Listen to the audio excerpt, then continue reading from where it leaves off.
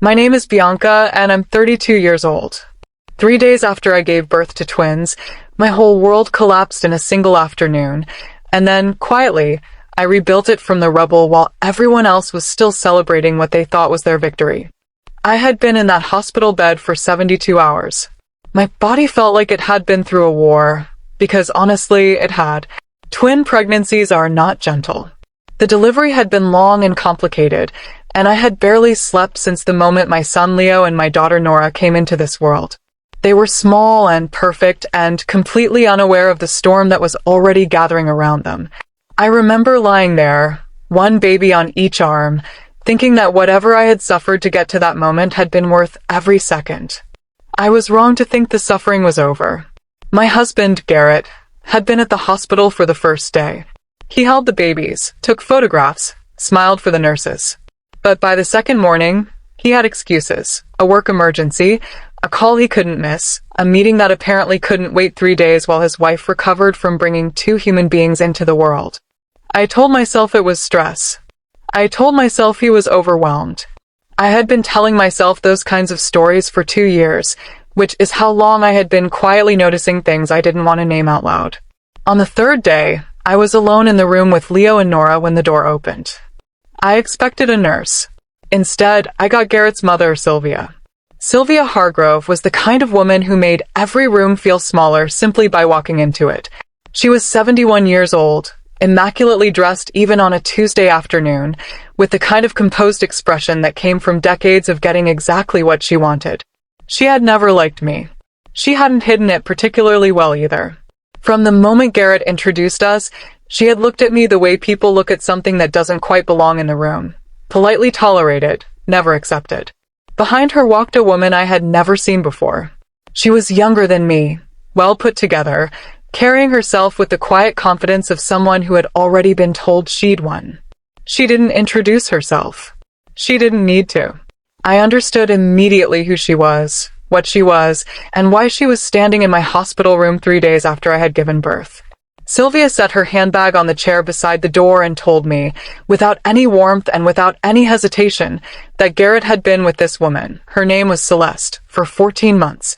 She said it the way someone reads a weather report. Factual. Unbothered.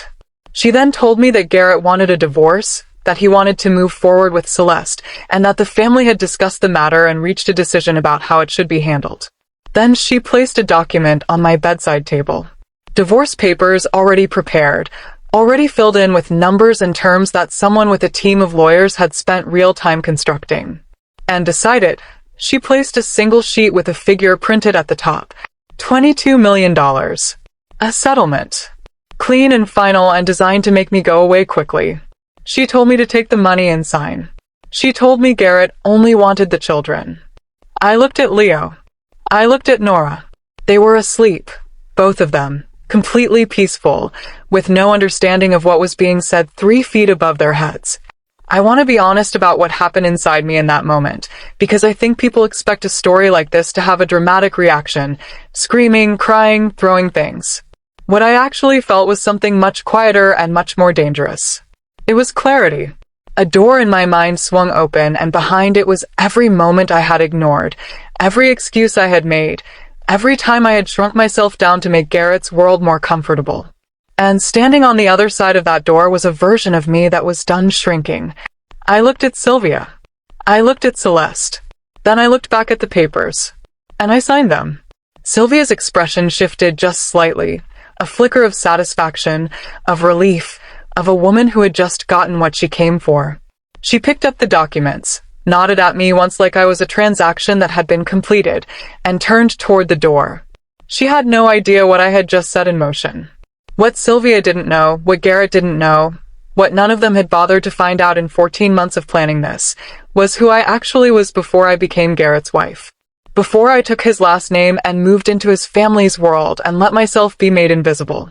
Before I became the woman in the hospital bed they were so confident they could simply buy and dispose of. They knew the version of me I had allowed them to see. They did not know about the version of me that had spent 8 years building something quietly and carefully and completely on my own. They didn't know about the accounts, the holdings, the network I had maintained in silence. They didn't know that the moment I signed those papers, I hadn't surrendered. I had just freed both hands. That night, while Sylvia went home satisfied and Garrett presumably celebrated with Celeste, I made 3 phone calls from that hospital room with Leo and Nora asleep beside me. By morning, I had already begun the process of making sure that everything Sylvia Hargrove had spent her life building would be balanced. Every cent, every asset, every advantage she thought was untouchable, down to 0. I was discharged from the hospital on a Thursday morning. No husband waiting at the entrance. No flowers. No car seat installed by someone who loved me. Just me, a nurse pushing my wheelchair, and 2 car seats I had asked my friend Rosalind to bring the night before. Rosalind didn't ask questions. She just showed up with coffee, the car seats, and the kind of steady presence that only a real friend can offer when your life is actively on fire. She loaded Leo and Nora into her car while I walked myself to the passenger seat, and we drove away from that hospital without me looking back once. What I had set in motion the night before was already running. Before I explain what I did, I need to explain something about Sylvia Hargrove's fortune, because understanding what she had built is the only way to understand how precisely I was able to dismantle it.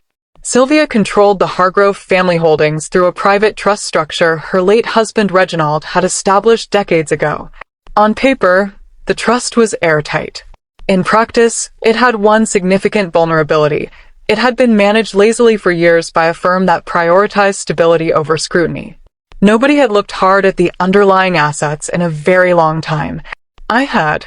Quietly, over 18 months, I had looked at almost everything. Before I married Garrett, I had spent 8 years working in private asset restructuring. I was not a lawyer. I was not a banker. What I was, specifically, was someone companies hired when they needed to understand exactly where value was hidden, where it was exposed, and how it could be moved or protected or, in the wrong hands, eroded completely. I was very good at my job.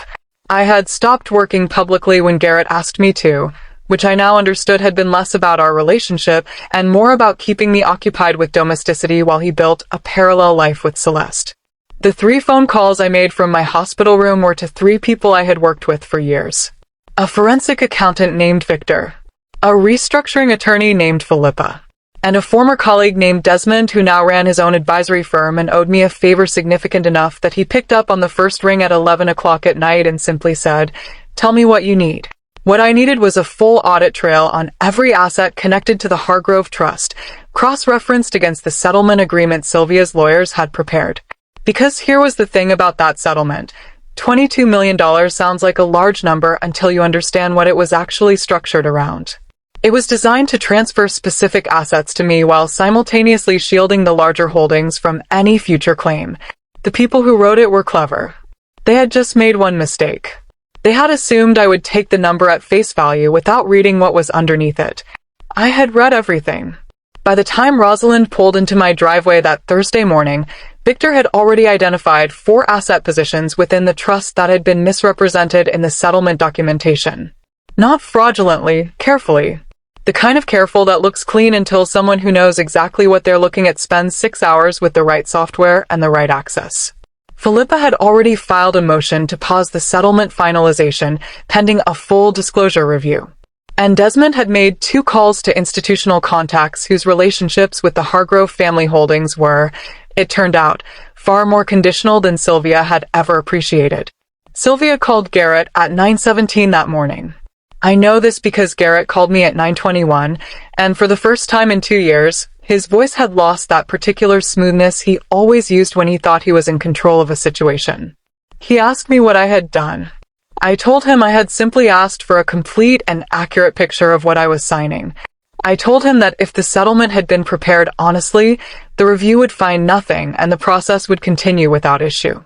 I told him this very calmly from my kitchen, while Rosalind fed Leo and I held Nora against my chest. He hung up without responding. What the review found, over the following 3 weeks, was significant enough that Sylvia's legal team requested a meeting. Then they requested another one. Philippa attended both. I did not.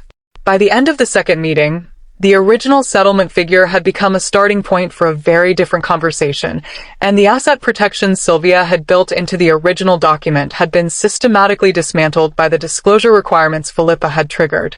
The final settlement was not $22 million. I won't give the exact number because frankly it's not the point of this story. The point is that Sylvia Hargrove walked into my hospital room 3 days after I gave birth and handed me what she believed was a transaction. A clean, final, humiliating transaction designed to buy my silence, separate me from my children, and return everything to the order she preferred. What she handed me instead was the last piece of information I needed to take apart everything she thought was protected. I kept both twins. I kept every right I came in with, and several more I hadn't had before. And Sylvia, for the first time in her life, discovered that the woman she had tried to erase had been paying far closer attention than anyone in that family had ever bothered to notice. Leo and Nora are asleep in the next room as I write this. They are safe, they are fed, and they are mine. That is all I ever needed it to come down to.